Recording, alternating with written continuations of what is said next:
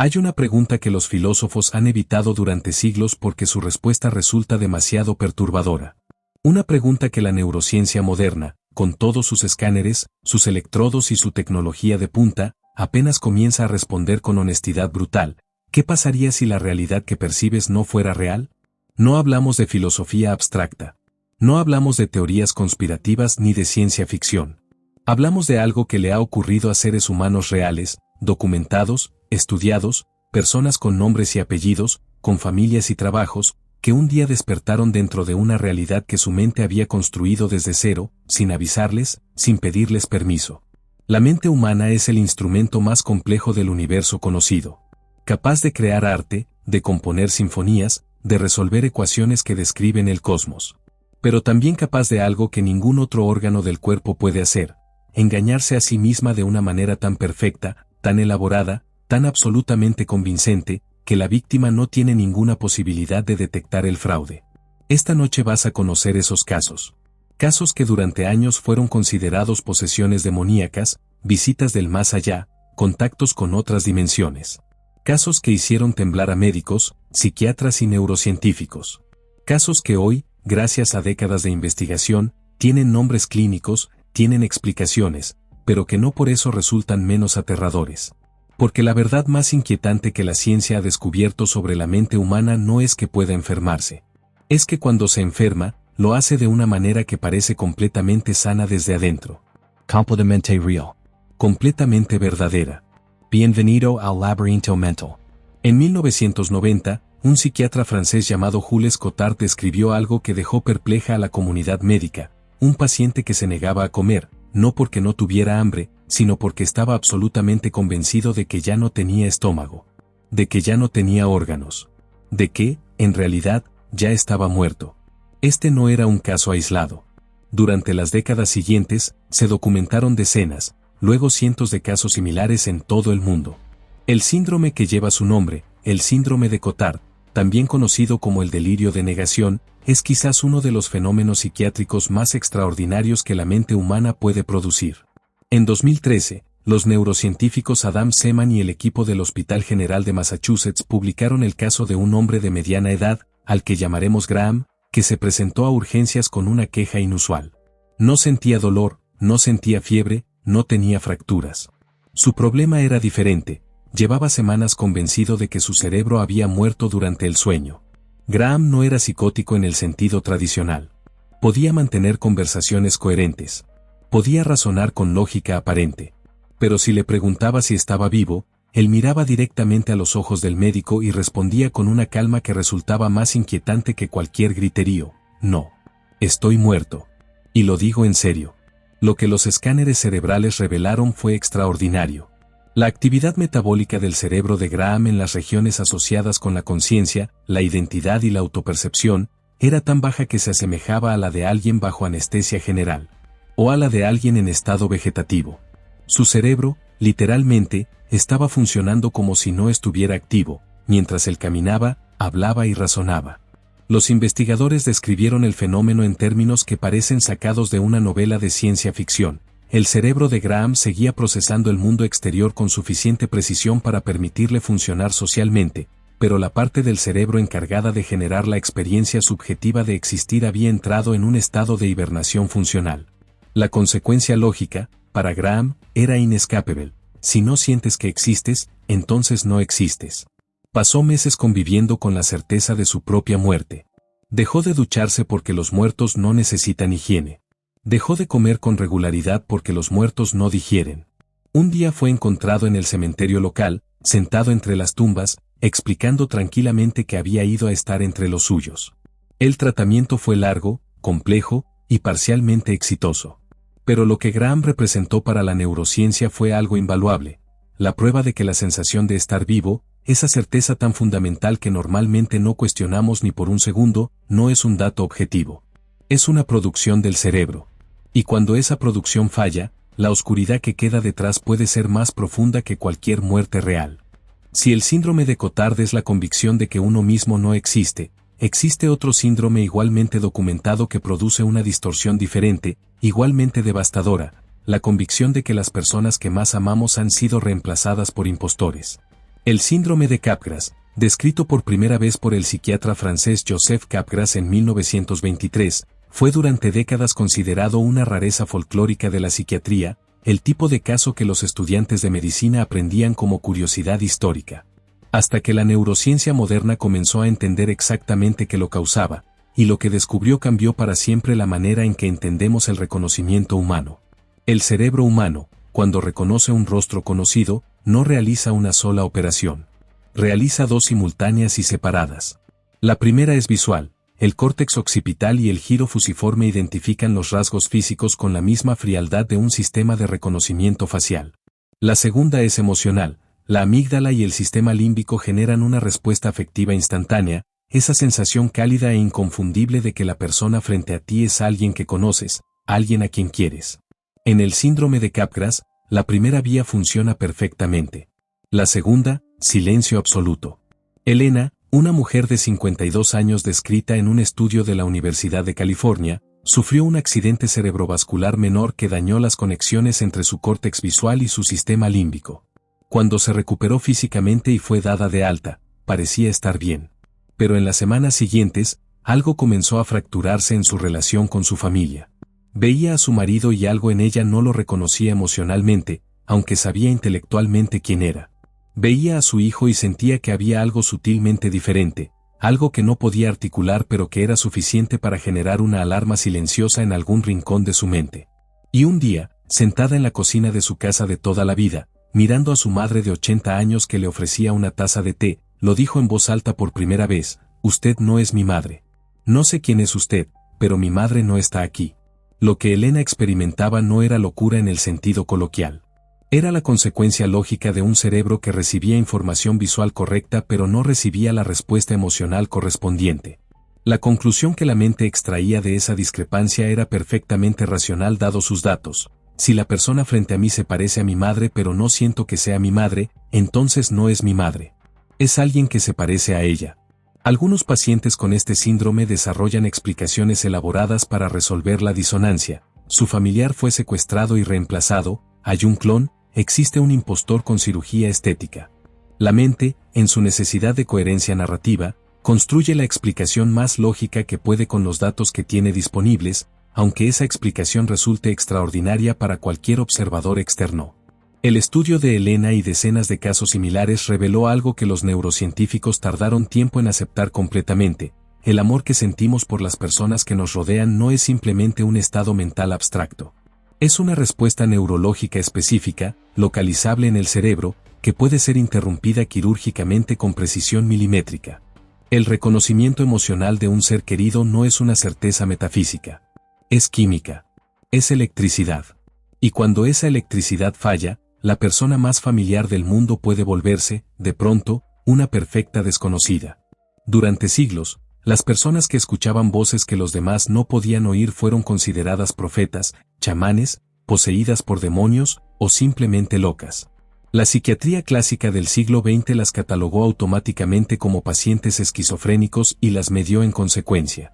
Pero en las últimas 2 décadas, algo extraordinario ha comenzado a ocurrir en la investigación sobre las alucinaciones auditivas, algo que ha forzado a la ciencia a replantear completamente su comprensión del fenómeno. El Hearing Voices Network, fundado en los Países Bajos en los años 80 por el psiquiatra Marius Romme y la investigadora Sandra Escher, comenzó con una observación aparentemente simple pero revolucionaria: no todas las personas que escuchan voces están enfermas. No todas experimentan angustia. No todas necesitan medicación. Y lo más desconcertante, algunas de ellas describen sus voces como compañeras, guías, presencias que les han ayudado a superar traumas devastadores. Esto no era lo que la psiquiatría esperaba escuchar. Y durante años, los resultados de Romme y Escher fueron recibidos con escepticismo, incluso con hostilidad. Pero los datos eran los datos. En 2014, un equipo de neurocientíficos del Instituto Max Planck de Leipzig publicó un estudio que utilizaba resonancia magnética funcional para observar el cerebro de personas que escuchaban voces en tiempo real. Lo que encontraron fue inequívoco: cuando estas personas reportaban escuchar una voz, las regiones cerebrales que se activaban eran exactamente las mismas que se activarían si otra persona en la habitación hubiera pronunciado esas palabras en voz alta. El área de Broca, el córtex auditivo primario, las áreas de procesamiento del lenguaje, Todo se iluminaba con la misma intensidad que durante la escucha real. Desde la perspectiva del cerebro, la diferencia entre una voz alucinatoria y una voz real no existía. El cerebro no distinguía la fuente. La experiencia era idéntica. Casos como el de David, documentado en el Journal of Mental Health en 2016, pusieron rostro a estas estadísticas. David era un abogado londinense que llevaba 20 años escuchando una voz masculina que describía como su compañero constante. La voz lo despertaba antes de citas importantes, le recordaba citas, en ocasiones le advirtió de errores que estaba cometiendo en sus casos. David nunca había buscado ayuda psiquiátrica porque nunca había percibido la voz como una amenaza. Era simplemente parte de su vida mental. Cuando finalmente fue estudiado, la investigación reveló que su alucinación auditiva tenía un origen identificable, un trauma infantil severo que su mente había procesado, de manera inconsciente, creando una figura protectora internalizada que tomó forma acústica. La voz no era una patología sin más. Era una solución, imperfecta pero funcional, que su psique había construido para lidiar con un dolor que de otra manera habría sido insoportable. Este hallazgo abrió un debate que la psiquiatría todavía no ha resuelto completamente. ¿Dónde está exactamente la línea entre la alucinación como síntoma patológico y la alucinación como mecanismo adaptativo? ¿Existe esa línea siquiera?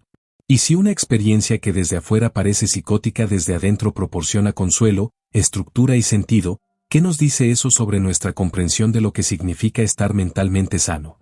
En 1994, los neurocientíficos Antonio y Hannah Damasio publicaron uno de los estudios más influyentes en la historia de la neuropsicología, el caso de un hombre al que llamaron Elliot, que había sufrido la extirpación quirúrgica de un tumor en la corteza prefrontal ventromedial. La cirugía había sido técnicamente perfecta. El tumor fue eliminado completamente. Elliot no tenía secuelas neurológicas visibles, su inteligencia medida era igual o superior a la media, su memoria funcionaba con precisión, podía resolver problemas complejos, recordar fechas, aprender información nueva. Por todos los parámetros clínicos estándar, Elliot estaba bien. Pero en los años posteriores a la cirugía, su vida se desintegró por completo. Perdió su empleo por incapacidad para tomar decisiones simples. Invirtió los ahorros de su familia en negocios obviamente fraudulentos, advertido por todos a su alrededor. Su matrimonio colapsó. Luego el segundo matrimonio. Luego el tercero. Se involucró en actividades ilegales menores sin aparente comprensión de que lo que hacía era incorrecto. Cuando Damasio lo evaluó en profundidad, encontró algo que no esperaba. Elliot no podía generar respuestas emocionales ante estímulos que en personas sanas generan reacciones inmediatas y poderosas. Le mostraron fotografías de desastres naturales, de víctimas de accidentes, de situaciones angustiantes. Nada. Elliot las miraba con la misma expresión con que examinaría un informe financiero. Sin repulsa, sin empatía, sin ninguna resonancia emocional. Y aquí estaba el descubrimiento revolucionario de Damasio, al que llamó la hipótesis del marcador somático. Las emociones no son simplemente reacciones irrelevantes o irracionales que perturban el pensamiento lógico. Son marcadores que el cerebro utiliza para filtrar opciones, para señalar peligros pasados aprendidos, para guiar decisiones en tiempo real. Sin emociones funcionales, la toma de decisiones no mejora. Colapsa. Elliot podía analizar todas las opciones disponibles con precisión perfecta. Podía enumerar los pros y los contras de cada alternativa con rigor académico.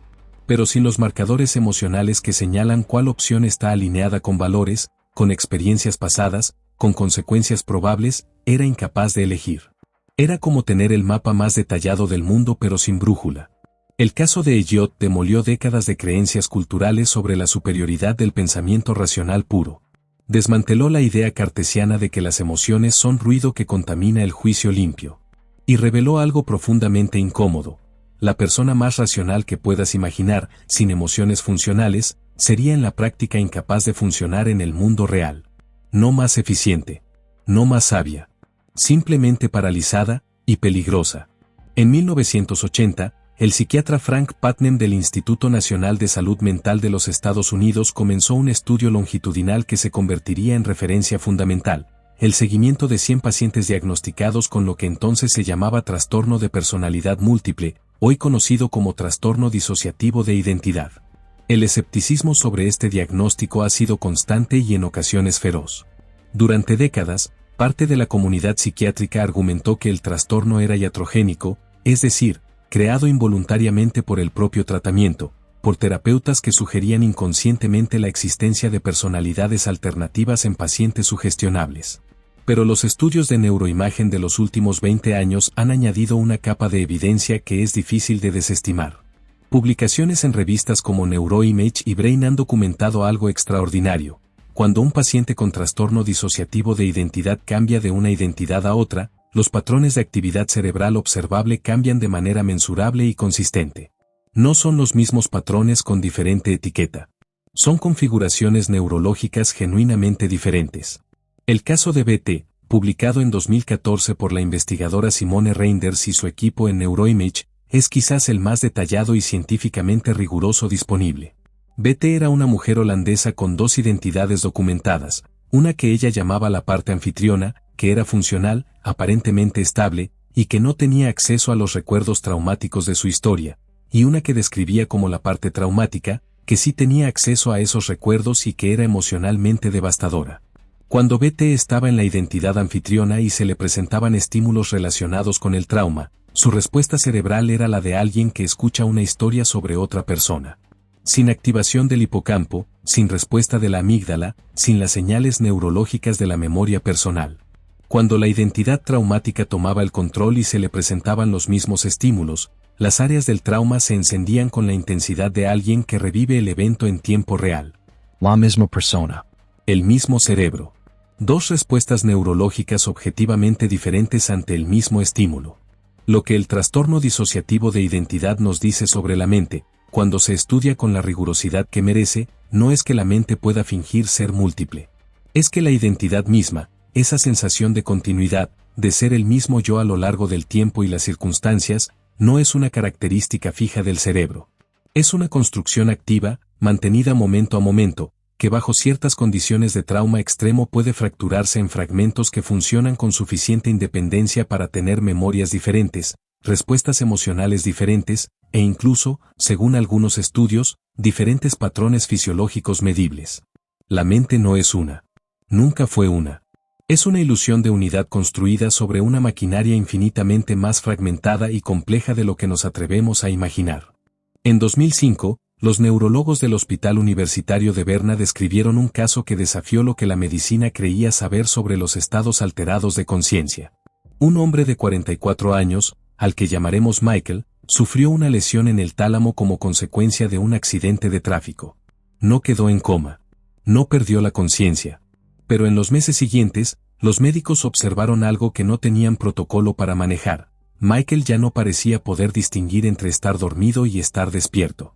No era sonambulismo. No era narcolepsia. Era algo diferente y más perturbador. Michael podía hablar con total lucidez sobre eventos que había experimentado en sueños como si fueran memorias reales. Mezclaba sin darse cuenta episodios oníricos con experiencias de vigilia, creando una narración autobiográfica donde la frontera entre lo soñado y lo vivido era completamente porosa. Su familia describía conversaciones donde Michael mencionaba casualmente haber visitado lugares donde nunca había estado, haber hablado con personas fallecidas décadas atrás, haber participado en eventos imposibles, todo con la misma convicción factual con que recordaba lo que había desayunado esa mañana. Sin angustia. Sin confusión subjetiva. Simplemente relatando su vida, que incluía capas de realidad que otros no podían compartir. Lo que Michael reveló sobre el cerebro es que la función del tálamo en la consolidación de la conciencia despierta no es simplemente activar o desactivar el estado de vigilia. Es mucho más sofisticada, es la de sellar, de marcar, de etiquetar los contenidos mentales según su origen, distinguiendo entre lo que proviene del mundo exterior a través de los sentidos y lo que proviene de la actividad generativa interna del cerebro durante el sueño. Cuando esa función falla, cuando el sello que etiqueta recuerdo como sueño o como vigilia se corrompe, el resultado no es confusión. Es algo más extraño y más inquietante, una realidad ampliada que incluye todo lo soñado y todo lo vivido con igual peso evidencial. Una vida literalmente más grande que la que el resto del mundo puede verificar. El caso de Michael, y los que vinieron después, añadió una dimensión nueva a la pregunta filosófica más antigua: ¿cómo sé que estoy despierto? La respuesta honesta que la neurociencia proporciona es incómoda en su precisión, porque tu tálamo etiqueta correctamente los contenidos de tu mente. Si ese etiquetado falla, ya no puedes saberlo. Desde adentro, todo parece igualmente real. Y quizás, en el sentido más profundo que importa para la experiencia vivida, lo es.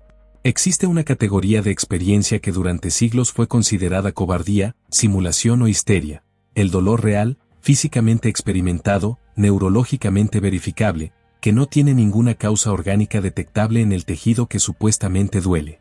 El dolor del miembro fantasma es quizás el ejemplo más conocido, pero el fenómeno es mucho más amplio y más perturbador de lo que la mayoría de la gente imagina. En la Clínica Mayo y en el King's College de Londres, investigaciones paralelas han documentado extensamente lo que ahora se llama síndrome de dolor regional complejo, y sus implicaciones sobre la naturaleza del dolor han forzado una revisión completa de lo que la medicina creía entender sobre la experiencia del sufrimiento físico. El neurocientífico Vilayanur Ramachandran, de la Universidad de California en San Diego, se convirtió en los años 90 en el investigador más influyente sobre el dolor del miembro fantasma a través de un experimento de una simplicidad desconcertante. Pacientes amputados que sufrían dolor crónico e insoportable en extremidades que ya no existían, que sentían que esos miembros inexistentes estaban congelados en posiciones dolorosas que no podían cambiar, fueron tratados con algo que inicialmente parecía ridículo: una caja de espejos. El paciente introducía su brazo sano en la caja de modo que su reflejo parecía ocupar el espacio donde debería estar el brazo amputado. Luego movía el brazo sano y observaba el reflejo moviéndose donde su cerebro esperaba ver el miembro perdido. Para la mayoría de los pacientes, el alivio del dolor era casi inmediato. Algunos experimentaron la resolución completa de un dolor que habían sufrido durante años. Lo que Ramachandran había descubierto era que el dolor del miembro fantasma no era simplemente el resultado de nervios dañados enviando señales erráticas. Era, en gran medida, la consecuencia de que el cerebro mantenía activo un mapa neurológico del miembro perdido, y ese mapa estaba atascado en una configuración dolorosa porque nunca recibía la retroalimentación sensorial que normalmente le permitiría actualizarse. El cerebro estaba generando dolor activamente, por su cuenta, en respuesta a información que nunca llegaba. El espejo proporcionaba esa información de manera artificial, y el cerebro, recibiendo finalmente los datos que necesitaba para resolver la contradicción, liberaba su propia prisión. La implicación es monumental: el dolor no es simplemente una señal de alarma enviada desde el tejido dañado hacia el cerebro. El cerebro es un generador activo de dolor. Puede crear sufrimiento físico completo, con toda su especificidad, su localización, su intensidad, sin que haya absolutamente nada que reparar en el cuerpo. La experiencia del dolor es una producción mental. Y como toda producción mental, puede ser manipulada, interrumpida, o en algunos casos desastrosos, mantenida indefinidamente por un cerebro que no recibe los datos que necesita para apagarla. En 1997, el psicólogo clínico Stephen Lin publicó una investigación que generó controversia inmediata y duradera: un análisis profundo de la memoria reconstructiva y su papel en la creación de recuerdos de eventos que nunca ocurrieron. La memoria humana no funciona como una grabación. Este hecho, establecido firmemente por la investigadora Elizabeth Loftus de la Universidad de California desde los años 70, ha sido confirmado por décadas de investigación posterior. La memoria es reconstructiva: cada vez que recuerdas algo, lo reconstruyes activamente, y en ese proceso de reconstrucción puedes incorporar, sin saberlo, información nueva, sugerencias externas, o simplemente los huecos que tu cerebro rellena de manera automática con lo que resulta más plausible. Loftus demostró en sus experimentos clásicos que con las preguntas correctas, con el lenguaje correcto, podía plantar en la mente de personas normales y sanas recuerdos completamente falsos de eventos significativos, como haberse perdido en un centro comercial de niño, con suficiente detalle, con suficiente certeza emocional, para que esas personas no solo creyeran que el evento había ocurrido, sino que añadieran detalles propios en cada nueva narración. El caso que más impacto tuvo fue el de una joven universitaria a quien llamaron Jane. En el contexto de un experimento sobre memoria, su hermano mayor, coordinado con los investigadores, le contó que cuando Jane tenía 5 años se había perdido en un supermercado y había sido rescatada por un empleado anciano. El evento nunca ocurrió. Pero en las semanas siguientes, Jane no solo lo recordaba con vívidos detalles que ella misma añadía: el olor del sitio, el color del uniforme del empleado, la sensación de pánico que recordaba haber sentido. Las implicaciones legales de estos descubrimientos han sido profundas y perturbadoras. Docenas de casos criminales en Estados Unidos, Reino Unido y Europa han sido revisados a la luz de evidencia sobre la contaminación de testimonios de testigos oculares, que durante décadas fueron considerados la forma más confiable de prueba en los tribunales. En muchos de esos casos, los testigos no estaban mintiendo. Estaban recordando con absoluta convicción eventos que sus cerebros habían construido a partir de sugerencias, presiones y la poderosa necesidad humana de tener una historia coherente que contar. La memoria no es el guardián de la verdad que creemos que es. Es un artista. Un narrador.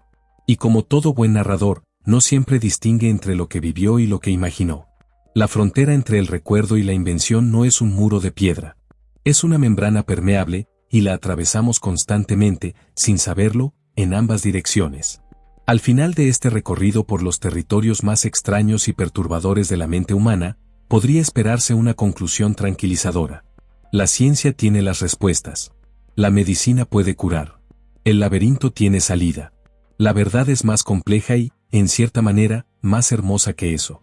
Lo que todos estos casos documentados, estos hombres y mujeres reales que vivieron experiencias que desafiaron la comprensión de su tiempo, lo que todos ellos revelan es algo que la ciencia ha tardado siglos en tener el valor de articular claramente. La realidad que experimentas no es la realidad. Es la versión de la realidad que tu cerebro construye para ti, segundo a segundo, con los datos disponibles, con las expectativas acumuladas, con las cicatrices de todo lo que alguna vez te ocurrió. Esto no es nihilismo. No es la afirmación de que nada importa porque nada es real. Es exactamente lo opuesto. Es el reconocimiento de que la experiencia humana, con toda su riqueza, con toda su capacidad de amor y de dolor, de belleza y de horror, no viene del mundo exterior. Viene de ti. Es tuya de una manera más profunda y más íntima de lo que cualquier objeto material podría serlo jamás. Y esa comprensión tiene consecuencias prácticas que la psicología moderna está apenas comenzando a explorar. Si el dolor puede ser generado por el cerebro sin causa orgánica, también puede ser aliviado sin intervención en el tejido. Si los recuerdos pueden ser construidos y reconstruidos, también pueden ser reencuadrados.